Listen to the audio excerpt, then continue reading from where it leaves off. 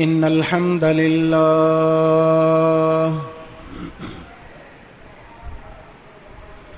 نحمده ونستعينه ونستغفره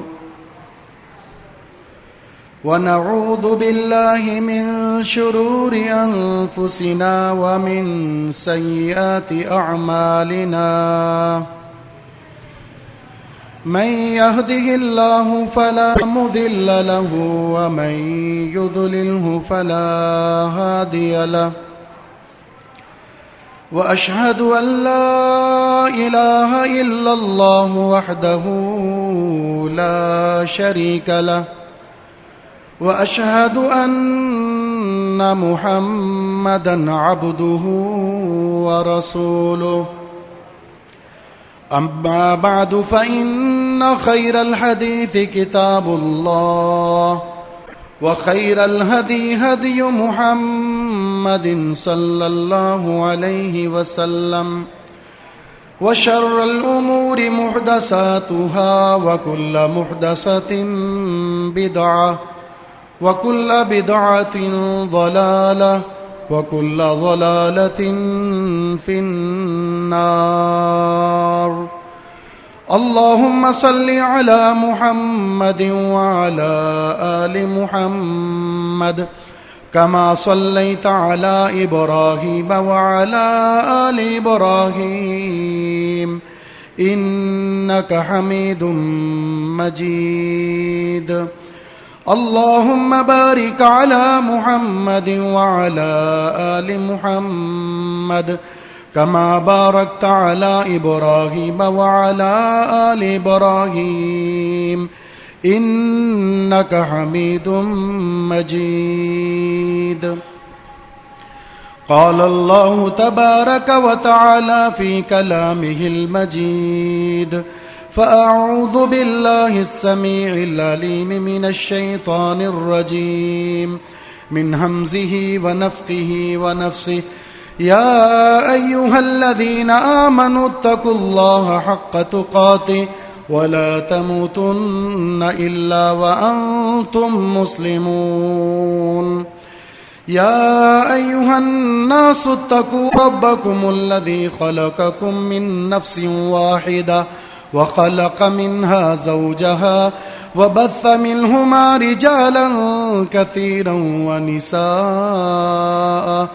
واتقوا الله الذي تساءلون به والأرحام إن الله كان عليكم رقيبا يا أيها الذين آمنوا اتقوا الله وقولوا قولا سديدا يصلح لكم أعمالكم ويغفر لكم ذنوبكم ومن يطع الله ورسوله فقد فاز فوزا عظيما رب اشرح لي صدري ويسر لي أمري واحلل عقدة من لساني يفقهوا قولي اللهم انفعنا بما علمتنا وعلمنا ما ينفعنا وزدنا علما وقال تعالى في مقام آخر وما آتاكم الرسول فخذوه وما نهاكم عنه فانتهوا وقال النبي صلى الله عليه وسلم فمن رغب عن سنتي فليس مني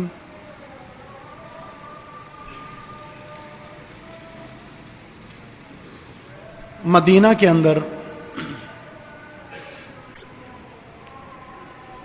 3 افراد ایک مختصر سے لشکر میں نبی علیہ الصلاۃ والسلام کی ازواج کے گھروں کی طرف رخ کرتے ہیں. یہ حدیث صحیح بخاری اور صحیح مسلم کتاب النکاح کے اندر موجود ہے. جاء ثلاثۃ رہط الى بیوت ازواج النبی صلی اللہ علیہ وسلم یسألون عن عبادت النبی صلی اللہ علیہ وسلم. نبی علیہ الصلوۃ والسلام کی ازواج کے گھروں میں آئے اور رسول اللہ صلی اللہ علیہ وسلم کے عبادات کے معاملات کے حوالے سے استفسار کیا. آپ کی جو عبادت ہے وہ دو طرح سے تھی. ایک عبادت کے وہ معاملات جو لوگوں کے سامنے ہیں، مسجد میں آنا، لوگوں کے ساتھ بیٹھنا، اور نماز ہے، حج ہے، یہ معاملات. کچھ عبادات کے معاملات ایسے ہوتے ہیں جو گھر کے اندر محدود ہوتے ہیں، لوگوں کی نظروں سے اوجھل ہوتے ہیں. یہ 3 صحابہ نبی علیہ السلام کے گھر کے عبادات کے معاملات، جس کو آپ کہہ سکتے ہیں گھر کے اندر انسان کی خفیہ عبادت، چونکہ جو نفلی عبادت ہے وہ جس قدر زیادہ خفیہ ہو وہ اتنی زیادہ پسندیدہ ہے. یہی وجہ ہے کہ نماز کے تعلق سے نفلی نماز گھروں میں پڑھنا افضل ہے. تو ازواج النبی صلی اللہ علیہ وسلم کے پاس آ کر آپ کی عبادت کا سوال کیا. فاخبروا، انہیں خبر دی گئی نبی علیہ السلام کے لیل و نہار گھر کے اندر کیسے گزرتے ہیں. جب انہوں نے یہ سنا فَكَأَنَّهُمْ تَقَالُوهَا، اس عبادت کو ان تینوں صحابہ اکرام نے اپنے لیے کم سمجھا اور یہ کہا رسول اللہ صلی اللہ علیہ وسلم کا مرتبہ تو یہ ہے کہ آپ کے اگلے پچھلے سارے گناہ معاف ہیں، آپ تو معصوم عن الخطا ہیں. غفر له ما تقدم من ذنبه وما تأخر، آپ تو بالکل پاک اور صاف ہیں. اس قدر عبادت آپ کر رہے ہیں تو اس کا معنی یہ ہے ہم خطا کار ہیں، ہماری عبادت اس سے زیادہ ہونی چاہیے. یہ بات کر کے تینوں افراد نے اپنا مقصود بھی ذکر کر دیا. ایک نے کہا اما انا فاصلی اللیل ابدا، میں رات بھر عبادت کروں گا. دوسرے نے کہا اما انا فاصوم ولا افطر، میں روزے رکھتا رہوں گا، روزہ افطار نہیں کروں گا، ایک روزہ بھی نہیں چھوڑوں گا. تیسرے نے کہا اما انا فاعتزل النساء فلا اتزوج، میں عورتوں سے الگ رہوں گا، میں نے شادی نہیں کرنی. شادی ہے، معاملات ہیں، مصروفیات ہیں، ذمہ داری ہے، پھر بچوں کی ذمہ داری ہے، اس میں اللہ کی بندگی میں کمی آ جائے گی. تو ایک نے کیا کہا پوری رات قیام کروں گا. فرائض کے بعد افضل ترین عبادت رات کی تہجد کی نماز ہے، اور اس نے پوری رات عبادت کا عہد کر لیا. افضل ترین عبادات میں جو اللہ کو سب سے زیادہ محبوب ہے روزہ ان میں سر فہرست ہے، جس کا اجر اللہ فرماتا ہے کہ میں خود دوں گا. ان میں سے ایک نے کہا میں نے ہمیشہ روزہ رکھنا، ایک روزہ بھی نہیں چھوڑنا. فرض تو ہے ہی ہے، نفلی روزہ بھی نہیں چھوڑوں گا. تیسرے نے کہا کہ مجھے دنیا کی کسی مصروفیت میں کوئی دلچسپی نہیں ہوگی، اگر کوئی دلچسپی ہوگی وہ صرف اور صرف اللہ کی بندگی ہے، اس لیے میں الگ تھلگ رہوں گا سب سے. خیالات کتنے پاکیزہ ہیں، اور پاکیزہ جماعت کے، پاکیزہ دور میں، پاکیزہ معلم کے پاکیزہ شاگرد ہیں. اور ہے بھی کیا؟ فکر آخرت کے تعلق سے. لیکن اللہ کے رسول صلی اللہ علیہ وسلم کا تبصرہ سنیں ان خیالات پر. آپ نے پتہ کروایا یہ کون لوگ ہیں، اور پھر آپ نے ان سے کہا انتم الذین قلتم کذا و کذا، کیا تم نے یہ بات یوں یوں کی ہے، یہ باتیں تمہاری ہیں؟ صحابہ کہتے ہیں جی ہم نے کہا. آپ نے فرمایا میرا عمل سن لو، میں رات کو نماز بھی پڑھتا ہوں اور سوتا بھی ہوں. فاصوم وافطر، میں روزہ رکھتا بھی ہوں، روزہ چھوڑتا بھی ہوں. واتزوج النساء، اور میں نے شادی بھی کر رکھی ہے. پھر آپ نے فرمایا فمن رغب عن سنتی فلیس منی، جس نے میری سنت کو چھوڑ دیا، سنت کی اتباع کو ترک کر دیا، اس کا مجھ سے کوئی تعلق نہیں ہے۔ خیالات کتنے بھی اچھے کیوں نہ ہو، سوچ کتنی بھی اعلیٰ کیوں نہ ہو، ایسی سوچ، ایسے خیالات شریعت نہیں بن سکتے جب تک اس میں محمد الرسول اللہ صلی اللہ علیہ وسلم کی سنت کی اتباع شامل نہ ہو جائے۔ کم از کم یہ جو خیالات تھے، رات کو نماز پڑھنا سنت سے ثابت ہے، روزہ سنت سے ثابت ہے۔ جب یہ جو چیزیں سنت سے ثابت تھی، صرف فرق کیا آیا؟ ایک نے کہا پوری رات جاگوں گا، پوری رات جاگنا سنت نہیں ہے، پوری رات قیام کرنا سنت نہیں ہے، سونا اور عبادت کرنا سنت ہے۔ بغیر ناگے کے نفلی روزہ رکھنا سنت نہیں ہے، روزہ رکھنا سنت ہے، لیکن بغیر کسی ناگے کے تسلسل سے روزہ رکھنا یہ سنت نہیں ہے۔ اس سنت کے اندر اگر اپنی ذاتی اختراع شامل ہو جائے، 1% صحیح ہے، لیکن کچھ فیصد اپنی ذاتی اختراع شامل ہو جائے، شریعت نے اس کو بھی سنت نہیں قرار دیا، یہ عمل بھی مسترد ہو گیا۔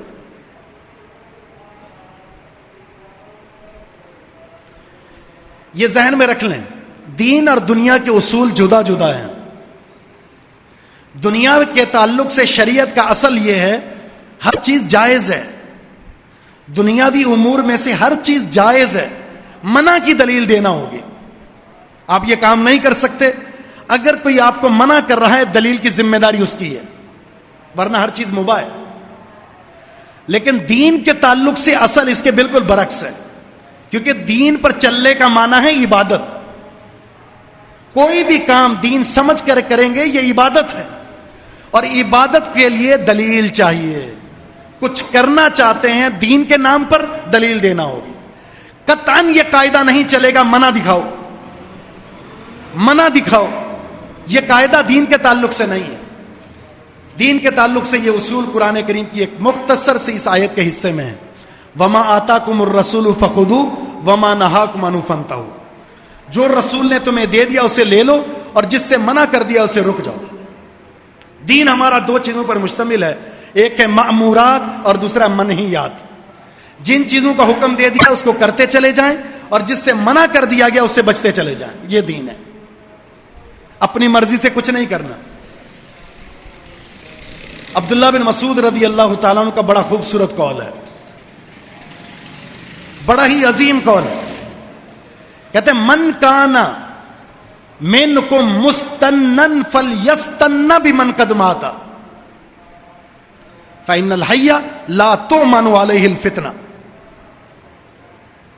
اگر کسی نے اپنے لیے کسی کو آئیڈیل بنانا ہے، کسی کے نقش قدم پر چلنا چاہتا ہے، کسی کی اتباع کر کے آخرت میں نجات چاہتا ہے، اور رسول اللہ صلی اللہ علیہ وسلم کی سچی اتباع کے لیے اگر کسی شخصیت کی وہ اقتداء کرنا چاہتا ہے، تو تمہارے لیے سب سے بہترین وہ لوگ ہیں جو دنیا سے جا چکے، یعنی اصحاب رسول صلی اللہ علیہ وسلم۔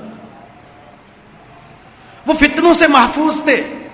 جو لوگ زندہ ہیں نا، زندہ فتنوں کے حوالے سے ان پر عدم خوف نہیں ہو سکتا۔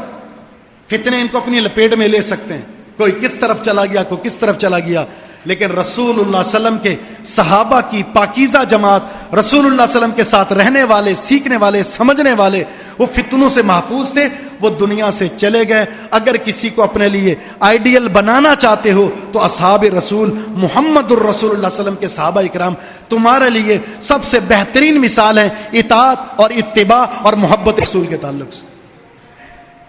جو کیا وہ کرتے چلے جاؤ، جو نہیں کیا چھوڑتے چلے جاؤ۔ فَإِنْ آمَنُوا بِمِثْلِ مَا آمَنْتُمْ بِهِ فَقَدِ اهْتَدَوْا۔ اللہ نے بھی ایک لکیر کھینچ دیا معیار ہدایت کے لیے۔ اگر ان صحابہ اکرام جیسے ایمان والے بن جاؤ گے تو ہدایت یافتہ ہے، ویسا نہیں کرو گے جیسا انہوں نے کیا تو تم دور کی گمراہی میں چلے گئے۔ یہ جو 73 گروہ کا نقشہ کھینچا گیا ہے، جن میں 72 گمراہ فرقے ہیں جو جہنم میں جائیں گے، یہ کون لوگ ہیں؟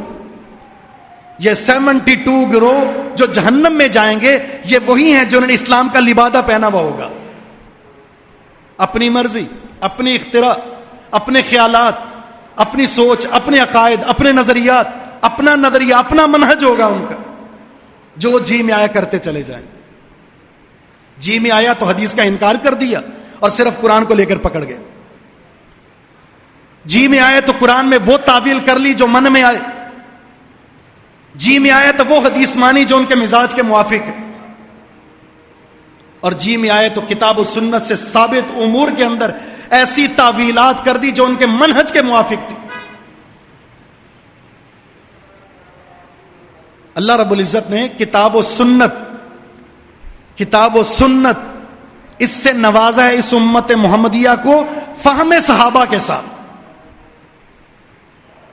اگر اللہ چاہتا ہدایت کے لیے صرف کتاب کو بھیج دیتا، کتاب نہیں بھیجی، کتاب کے ساتھ ایک معلم بھی بھیجا ہے. اس معلم نے کتاب میں کیا سکھایا ہے وہی سیکھنا ہے. اس معلم نے اپنے صحابہ اکرام کو کیا فہم دیا ہے وہی فہم لینا ہے. کتاب آپ کے پاس ہے، فہم آپ کا اپنا ہے. کتاب آپ کے پاس ہے، فہم آپ کی مرضی کا ہے. اور آپ قرآن سے ایسی ایسی بدعات اور خرافات کی آپ مثالیں دینے لگ جائیں، کتاب و سنت سے ایسی ایسی تعویلات کر کے اپنے منہج باطل کو ثابت کرنے لگ جائیں جو آپ کے گھٹیا پن ہونے کی دلیل ہے. اس لیے کہ کتاب کے ساتھ ساتھ فہم صحابہ بھی ضروری ہے. کیا مفسرین میں سے، صحابہ میں سے، تابعین میں سے کسی نے اس کتاب کی آیت کی وہ تفسیر کیا جو آپ کر رہے ہیں؟ جو چیز آپ کو سمجھ میں آئی کیا صحابہ کو سمجھ میں آئی تھی؟ دین اسلام کا اپنی مرضی، اپنی خواہشات، اپنی منمانی، اپنے مذہب کی اتباع، اپنے مذہب کی تقلید اور اپنے مذہب کے تعصب میں کتاب و سنت کی نصوص کو بدل ڈالا ہے. یہ بہت بڑا المیہ ہے. آپ جانتے ہیں قرآن کریم میں سورہ بقرہ میں غالباً آیت نمبر 59 ہے. اس میں اللہ رب العزت نے بنی اسرائیل کے ایک نقطے کی تبدیلی پر ان کو ظالم قرار دیا تھا. ایک نقطے کی تبدیلی پر کیا کیا تھا انہوں نے؟ اللہ نے فرمایا تھا تم اس سرزمین پر داخل ہو جاؤ سجدہ کرتے ہوئے، وَقُولُوا حِطَّةٌ، حِطَّةٌ کہتے ہوئے داخل ہونا ہے. حِطَّةٌ. اور انہوں نے کیا کر دیا؟ مذاق. بنی اسرائیل کی عادت بن چکی تھی احکام الہی کے ساتھ مذاق کی. نعمتیں بہت دی اللہ تعالیٰ نے، بڑی نعمتیں دی. فرعون کی غلامی سے نجات، بڑے دشمن کو سمندر میں ان کی آنکھوں کے سامنے غرق کرنا، بادلوں کا سایہ، من اور سلوہ، اور ہر گروہ کے لیے الگ الگ چشمہ. یہ ساری فراوانیاں تھیں. لیکن اس قدر فراوانیوں کے ساتھ ان کا جو طرز عمل بن چکا تھا وہ استہزاء کا تھا. اور یہاں سجدے کی حالت میں داخل ہونے، شہر میں داخل ہونے کا حکم دیا اور وہ سورین کے بل، اپنے گٹھنوں کے بل اندر داخل ہو گئے. سجدے کی حالت میں سورین کے بل. اور حِطَّةٌ کی جگہ پر کیا کہا؟ حِنْطَةٌ. ایک نقطہ بڑھا دیا، حِنْطَةٌ. تو اللہ نے کیا کہا؟ فَبَدَّلَ الَّذِينَ ظَلَمُوا قَوْلًا غَيْرَ الَّذِي قِيلَ لَهُمْ فَأَنزَلْنَا عَلَى الَّذِينَ ظَلَمُوا رِجْزًا مِّنَ السَّمَاءِ بِمَا كَانُوا يَفْسُقُونَ. ان ظالموں نے وہ بات ہی بدل دی جو ان سے کہی نہیں گئی تھی. جو کہی گئی تھی وہ نہیں کہی، اور جو نہیں کہی گئی تھی وہ کہہ دی. اللہ تعالیٰ نے آسمان سے عذاب نازل کر دیا ان کے فسق کی وجہ سے.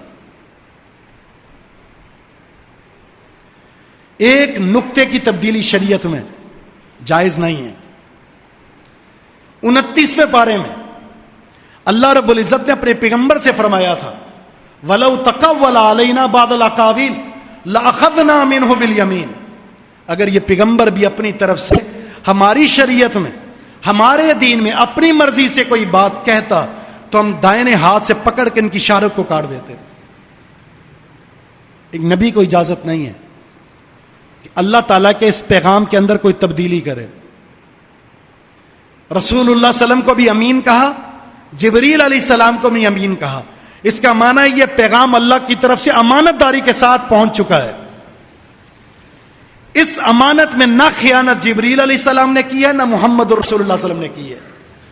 اور صحابہ اکرام کو اللہ تعالیٰ نے بہترین آئیڈیل قرار دیا ہے ایمان کے تعلق سے. اس کا مطلب یہ ہے کہ انہوں نے بھی دین کے اندر اپنی طرف سے کوئی فہم، کوئی مرضی، کوئی سوچ پیدا نہیں کی.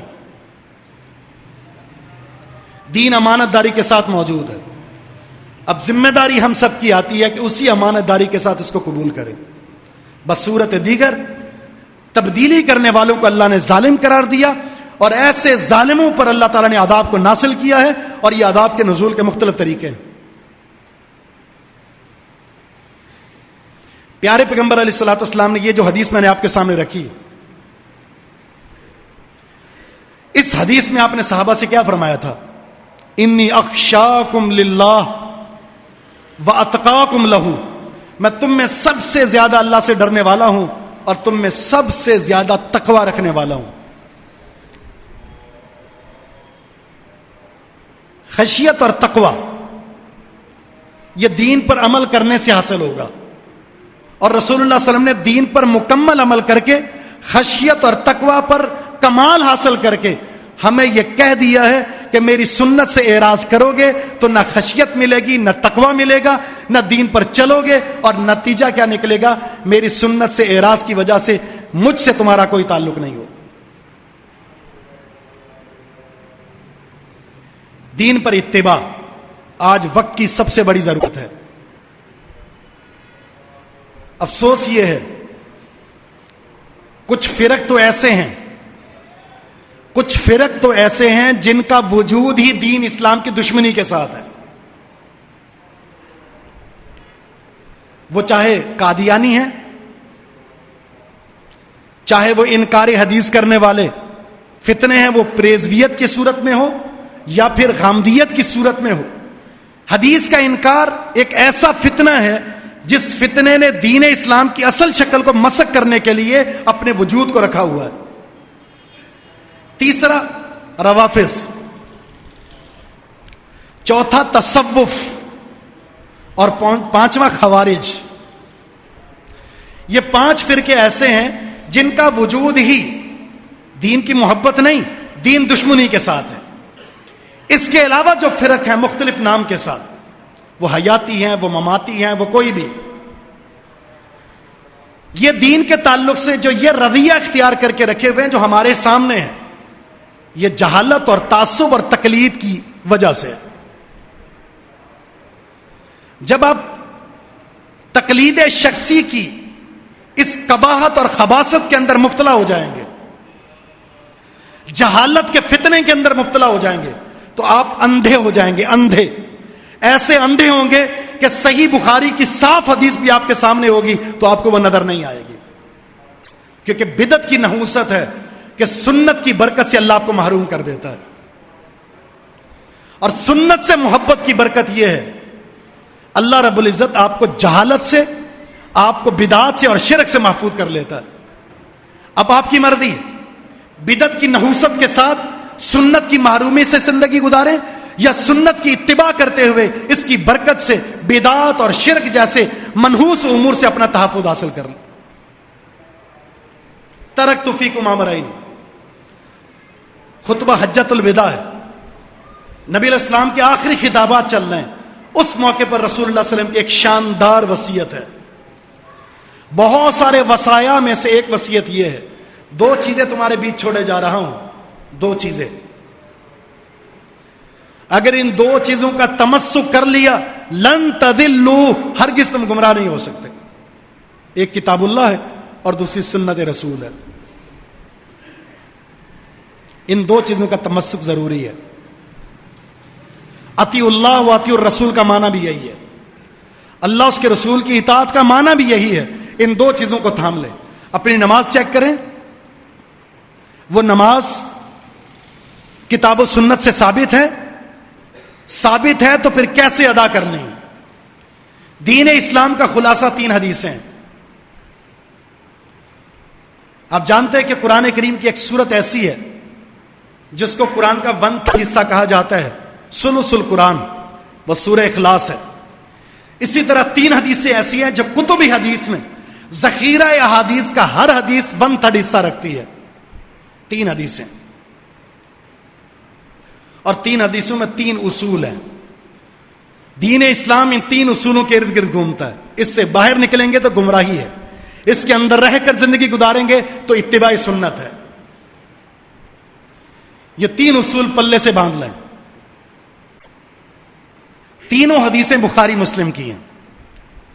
پہلا اصل، رسول اللہ صلی اللہ علیہ وسلم کا فرمان انما الاعمال بالنیات، اعمال کا دار و مدار نیتوں پر ہے. ہر عمل کے لیے نیت ضروری ہے، ہر عمل کے لیے نیت ضروری ہے. پھر جب نیت ہے تو نیت میں اخلاص ضروری ہے. ہر عمل کے لیے نیت ضروری ہے اور نیت میں اخلاص ضروری ہے. ایک تو عمل کی بنیادی شرط ہے، چاہے وہ نماز ہے، روزہ ہے، زکوٰۃ ہے، حج ہے، وضو ہے، غسل ہے. دوسری حدیث،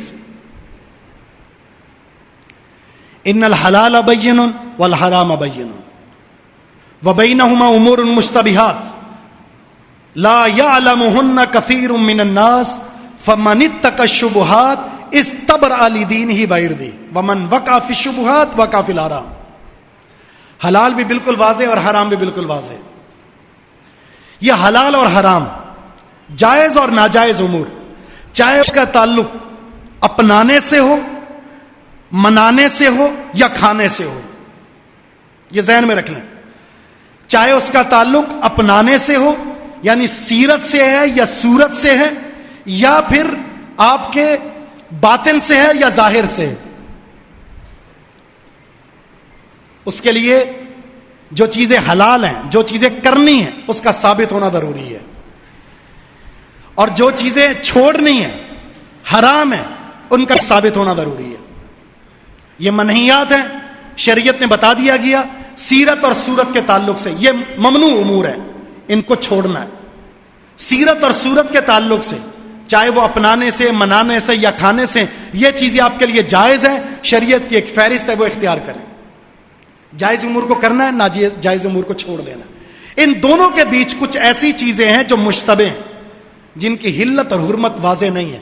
ایک مسلمان اگر اپنی عزت اور اپنے دین کو بچانا چاہتا ہے تو ایسے امور جو مشتبہ ہیں، کبھی وہ حلال کی طرف جاتے ہیں اور کبھی حرام کی طرف، تو ایسے امور کو چھوڑ دینا اس کی عزت کی حفاظت ہے اور اس کے دین کی حفاظت ہے. جو شبہات میں اپنے آپ کو داخل کر لیتا ہے وہ حرام میں چلا جائے گا. اس حدیث سے پتہ چلا آپ کچھ بھی کرنا چاہتے ہیں دین کے نام پر، اس کا ثابت ہونا ضروری ہے. تو عمل، اس کا اثبات شریعت سے ثابت ہونا ضروری ہے. جو چیزیں آپ نے چھوڑنی ہیں، حرام منہیات، اس کا شریعت سے ثابت ہونا ضروری ہے. ورنہ آپ نہیں کہہ سکتے یہ تمہارے لیے حرام ہے. تمہارے لیے حرام ہے تو اس کی دلیل دینا ہوگی. یہ عمل کر سکتے ہیں، اس میں کوئی قباحت نہیں ہے، اس کی دلیل دینا ہوگی، کیونکہ یہ شریعت کا معاملہ ہے. شرعی امور امور تعبدی ہوتے ہیں، یہ بندگی اور عبادت ہے، اور اللہ تعالیٰ کی وحی پر یہ موقوف ہوتے ہیں. آپ کی مرضی دین کا حصہ نہیں بن سکتی. 2 حدیثیں ہوگی. تیسری، من عمل عملا لیس علیہ امرنا فہو رد. جس شخص نے کوئی ایسا کام کیا جس کام کے کرنے کا حکم ہم نے نہیں دیا تھا، فہو رد. یہ جو ہوا ضمیر ہے، اس کا مرجع یا تو عمل ہے یا من ہے. اگر من ہے تو اس کا معنی ہے کام کرنے والا، وہ کام سر انجام دینے والا مردود ہے. اور اگر عمل کی طرف اس کا مرجع بنائے تو اس کا معنی ہے کہ اس کا کام مردود ہے. اور یہ دونوں مرجع بن سکتے ہیں. اگر کسی شخص نے شریعت کے اندر ایسا کام کیا جو کام شریعت میں ثابت نہیں ہے، وہ انسان بھی مردود ہے، اس کا عمل بھی مردود ہے. یہ 3 حدیثیں. اب 3 حدیثوں سے 3 اصول نکلے، وہ اصول سمجھ لیں. یہ 3 حدیثیں 3 اصول سامنے آئے، وہ اصول سمجھ لیں.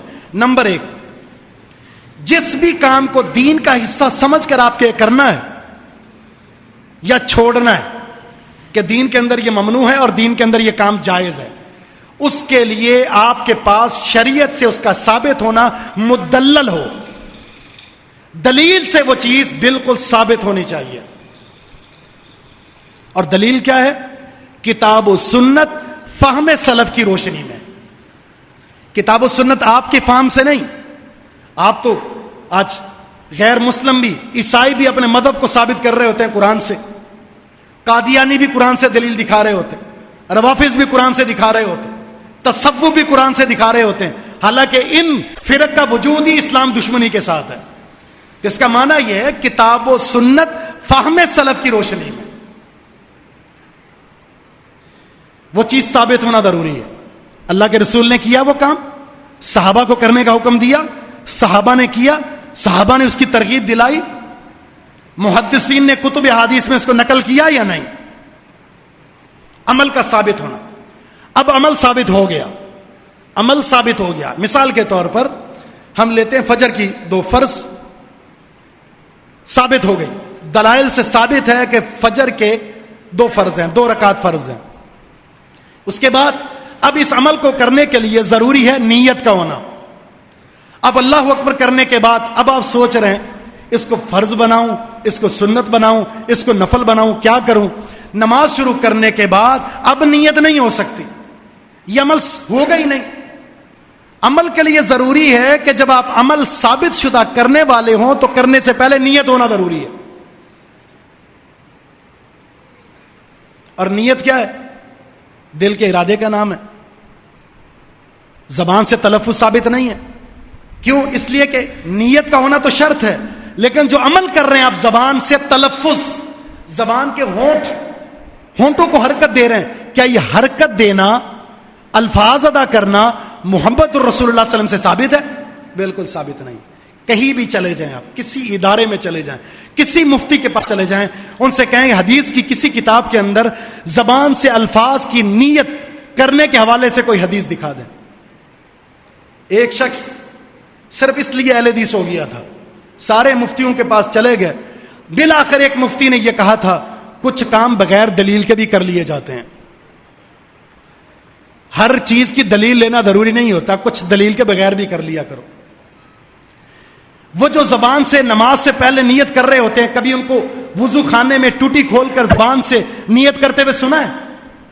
حالانکہ وضو کے لیے نیت بھی شرط ہے۔ کبھی نیت کی انہوں نے میں ٹوٹی کھولنا ہوں، ٹھنڈا یا گرم پانی، میرا منہ کس طرف ہے اور میں وضو کر رہا ہوں؟ بالکل نہیں۔ تو کیا وضو میں نیت شرط نہیں ہے؟ بالکل شرط ہے۔ انما الاعمال بالنیات، سارے اعمال کے لیے نیت شرط ہے۔ تو اخلاص، نیت دل کے ارادے کا نام ہے، اور اخلاص کے یہ اللہ کی رضا کے لیے، کسی کو دکھانے کے لیے نہیں۔ اخلاص ہونا شرط ہے۔ عمل بھی ثابت ہو گیا، نیت بھی ہے، نیت میں اخلاص بھی ہے۔ اب تیسری چیز، اس عمل کو محمد الرسول اللہ صلی اللہ علیہ وسلم نے کیسے کیا تھا، یعنی کیفیت۔ اتباع سنت کا مطلب یہ ہے اس عمل کے اس بات کے بعد جو کیفیت رسول اللہ صلی اللہ علیہ وسلم سے ثابت ہے، اس کیفیت کو بھی اس عمل کے اندر پورا کا پورا نافذ کرنا۔ اب امام کے پیچھے کھڑے ہوئے اور آپ نے ہاتھ چھوڑ کر نماز پڑھنا شروع کر دی، اور آپ امام کے پیچھے کھڑے ہوئے اور آپ نے وضو نہیں کیا، آپ کے ہاتھ باندھنے کا اسٹائل وہ نہیں ہے، رفع الیدین کرنے کا اسٹائل وہ نہیں ہے، سورۃ الفاتحہ آپ نے نہیں پڑھی، رکوع کے اندر آپ کی کمر سیدھی نہیں ہے، رکوع کے اندر آپ جب گئے ہیں تو آپ کے اعضاء کھلے نہیں ہیں، سجدے کے اندر گئے 7 اعضاء پر آپ کا سجدہ نہیں ہے۔ نماز کی جو کیفیت اللہ کے رسول نے بتائی، ایک ایک رکن کی ادائیگی کی کیفیت حدیث میں ثابت ہے۔ ہاتھ کیسے اٹھاتے تھے، کتنا اٹھاتے تھے، کہاں باندھتے تھے، کب چھوڑتے تھے، رکوع میں کیسے جاتے تھے، کمر کیسی ہوتی تھی، رکوع میں ہاتھ کہاں ہوتے تھے، کیا پڑھتے تھے، کھڑے ہوتے تو کہاں ہاتھ باندھتے تھے، کیسے کھڑے ہوتے تھے، سجدے میں جاتے تھے تو اعضاء کیسے کھلے، ایک ایک چیز صحابہ اکرام نے نقل کی ہے۔ آپ بتائیں تو صحیح، حدیث میں رسول اللہ صلی اللہ علیہ وسلم کے مسکرانے کے انداز موجود ہیں، اللہ کے رسول کے چہرے کی گفتگو کرتے وقت رنگت میں جو تبدیلی آتی وہ حدیث میں موجود ہے۔ آپ کے بال کتنے ہوتے تھے، کتنے بڑے، کتنے چھوٹے، کہاں تک کٹنگ ہوتی تھی، آپ کے بالوں کا اسٹائل، آپ کنگھی کیسے کرتے تھے، کنگھی کس جانب کرتے تھے، رسول اللہ صلی اللہ علیہ وسلم کے کپڑے کیسے ہوتے تھے، ایک ایک چیز صحابہ اکرام نے نقل کی ہے۔ انگوٹھی کس ہاتھ میں پہنتے تھے، کس انگلی میں پہنتے تھے، انگوٹھی کا نگینہ کس طرف ہوتا تھا، ایک ایک چیز نقل کی ہے۔ بتائیے دین کا کوئی حصہ مخفی ہو سکتا ہے؟ بالکل نہیں۔ جب چھوٹے سے چھوٹا معاملہ اس کی کیفیت اصحاب رسول نے امانت داری کے ساتھ حدیث میں ذکر کر دی ہے، تو دین سالم طریقے سے موجود ہے۔ جس کو یہ دین اچھا نہیں لگتا وہ دنیاوی اقراض اور مقاصد کے لیے، اپنی شہرت کے لیے، اپنی پیٹ پوجا کے لیے دین اسلام میں تغیر کرتا ہے، تبدیلی کرتا ہے، اور ان کی بشارت بے اعتبار آداب کہ یہ لوگ ہوں گے اور یہ اللہ کے عذاب کا موجب بنیں گے اور ایسے فرقے گمراہ ہوں گے، یہ رسول اللہ صلی اللہ علیہ وسلم نے بتا دی تھی۔ اور ان کے ساتھ مقابلہ کرنا ہے صرف ایک گروہ کو۔ یہ گروہ کتنے؟ 72، اور ان کا مقابلہ کس نے کرنا ہے؟ ایک گروہ نے، اور اس ایک گروہ کا تعارف یہ طائفۃ منصورہ، وہ ایک چھوٹی سی جماعت ہوگی، چھوٹی سی جماعت ہوگی۔ ظاہرین، ان کے اعمال بالکل واضح ہوں گے، نہ وہ اپنا عقیدہ چھپاتے ہیں، نہ توحید کو چھپاتے ہیں، نہ محمد الرسول اللہ علیہ وسلم کی اتباع کو چھپاتے ہیں۔ وہ کسی ڈر اور خوف کے بغیر علی اعلان کتاب و سنت میں موجود عقائد اور اعمال، معمورات اور منہیات لوگوں کے سامنے کھلم کھلا اپنے عمل سے بھی رکھتے ہیں، اپنے قول کے سامنے بھی پیش کرتے ہیں۔ یہ ان کی نشانی ہے۔ ہوں گے تھوڑے، ان کو کوئی شکست نہیں دے سکتا، دلائل اتنے مضبوط ہوں گے، کتاب و سنت اللہ کی وحی، یہ ان کی طاقت ہوگی، ان کو کوئی شکست نہیں دے سکتا۔ جب اس دنیا سے اس طائفہ کا آخری شخص چلا جائے گا جو ایک اللہ کو مانتا ہوگا، اس کے بعد اس دنیا کے وجود کا کوئی فائدہ نہیں، اس کے بعد قیامت ہے۔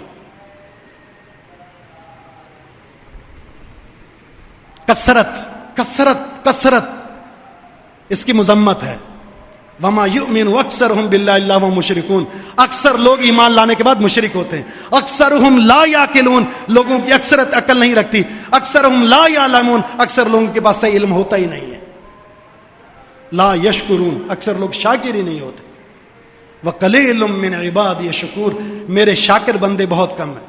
وقلیل من عبادی الصالحون، میرے صالح اور نیکوکار لوگ بہت کم ہوں گے۔ آج جو فتنہ ہے ہمارے سامنے، محرم کے مہینے میں ہم نے دیکھا رسول اللہ صلی اللہ علیہ وسلم کے نواسے کے نام پر شیطانی عمل دیکھیں، سوگ، غیر شرعی عمل، اور پھر رسول اللہ صلی اللہ علیہ وسلم کی ولادت کے نام پر جشن، غیر شرعی عمل۔ نہ یہ عمل ثابت ہے اور نہ اس کی کوئی کیفیت ثابت ہے۔ کسی بھی حدیث کو اٹھا لیں، کسی بھی حدیث کو، کسی بھی فقہ کی کتاب کو اٹھا لیں، آپ کو کتاب العیدین ملے گا، صرف 2 عیدیں، صرف 2 حدیث، 2 عیدیں ہیں اسلام میں۔ کہتے ہیں کہ اللہ کے رسول نے اس دن روزہ رکھ کر اپنی عید منائی تھی۔ بشریعت کے اندر جس دن عید ہوتی ہے اس دن روزہ رکھنا حرام ہے، جس دن عید ہوتی ہے اس دن روزہ رکھنا حرام ہے۔ تو پھر اس کا معنی ہے کہ آپ نے روزہ رکھ کر اس عید جیسی اپنی طرف سے اختراع والی بدعت پر لعنت کر دی ہے کہ یہ عمل ثابت نہیں۔ اور پھر رسول اللہ صلی اللہ علیہ وسلم نے سال میں نہیں، ہر پیر کو رکھا ہے، اور ساتھ میں ایک اور بشارت دی، اس دن میری بعثت ہوئی ہے، اس پیر کے دن مجھے نبی بنایا گیا ہے۔ اور ہمارے لیے رسول اللہ صلی اللہ علیہ وسلم کی زندگی کا کون سا حصہ قابل اتباع ہے؟ محمد الرسول اللہ صلی اللہ علیہ وسلم کی اتباع بحیثیت رسول ہے، محمد الرسول اللہ۔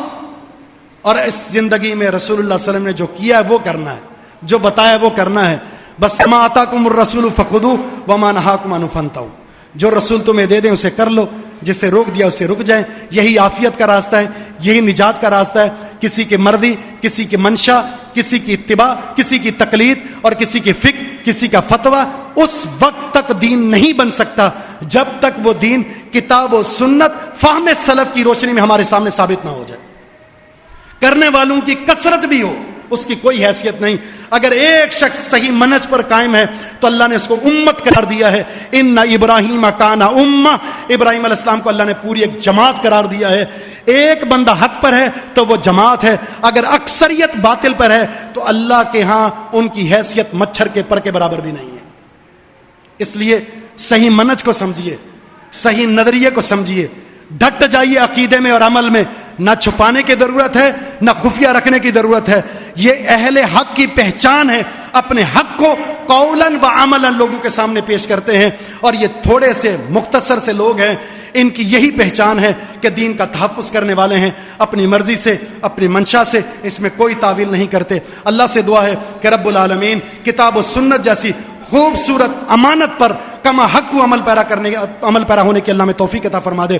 اللہ رب العزت کتاب و سنت کو فہم سلف کی روشنی میں اپنانے کی توفیق عطا فرما دے. ہمارے معاشرے میں دین کے نام پر ہونے والی خرافات، بدعات، فتنے، جہالت، شرک، اللہ رب العزت اس امت کو ان تمام فتنوں سے محفوظ فرما دے. علم ایک ایسی چیز ہے جو ان تمام فتنوں کا سد باب کر سکتی ہے. اس علم کو جو وحی کی روشنی میں علم ہے، اللہ رب العزت اس کی پیاس ہمارے دلوں میں پیدا فرما دے اور اس علم میں وحی کی طلب ہمارے دلوں میں پیدا فرما دے. وما توفیق الا باللہ، وآخر دعوانا ان الحمد للہ رب العالمین.